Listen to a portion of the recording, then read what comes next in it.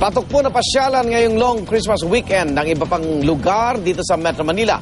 Narito ang report ni Isay Reyes.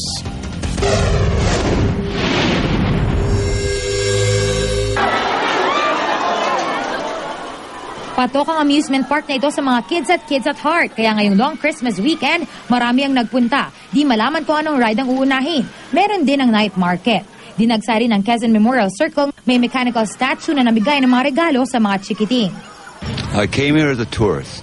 The culture, the colors, and there are not a lot nicer people here than in the U.S.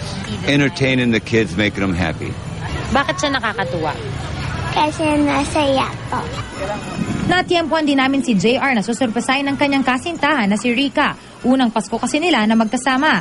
Special day mo to kasi kailangan talaga very special. Kaya gusto ko matutuwa ka.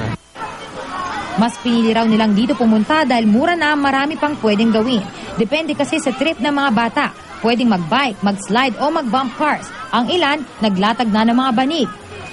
Ako, bandin lang. Kasi yung mga bata galing pa probinsya yan. So, first time nila nakapunta dito. Masaya dahil buo kami.